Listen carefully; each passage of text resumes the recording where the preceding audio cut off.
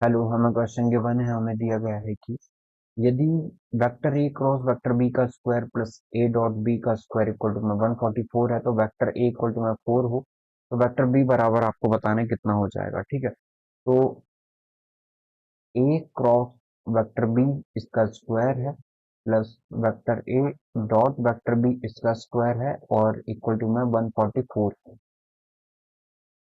ठीक है, यही गिवन है हमें। तो हम एक काम करते हैं, vector A cross vector B का स्क्वायर है ना, तो आप इसे लिख सकते हो वेक्टर ए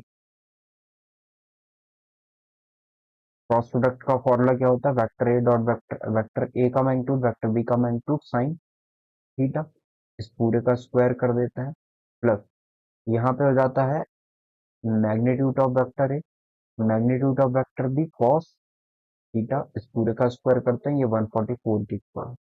तो यह आ जाएगा वेक्टर मैग्नीट्यूड ऑफ ए का स्क्वायर मैग्नीट्यूड ऑफ बी का स्क्वायर और साइन स्क्वायर थीटा सब का स्क्वायर हो जाएगा। क्या प्रॉपर्टी लगी, यदि ए डॉट बी का स्क्वायर होता है या ए डॉट बी की पावर एम होती है तो ए की पावर भी एम हो जाती है, बी की पावर भी एम, तो वही प्रॉपर्टी लगाए हैं यहाँ पे। तो यहाँ पे हो जाएगा मैग्नीट्यूड ए का स्क्वायर मैग्नीट्यूड ऑफ बी का square cos square theta equal to में 144। तो अब देखें हम, हमें ना वेक्टर ए स्क्वायर और वेक्टर बी स्क्वायर दोनों से कॉमन निकलते दिख रहा है।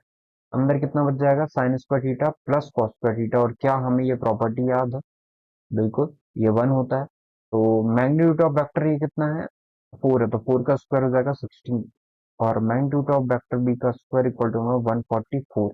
तो 16 से ये कितने टाइम चला जाएगा, 9 टाइम। तो वेक्टर बी का मैग्नीट्यूड कितना है, हो जाएगा रूट में 9 या 3।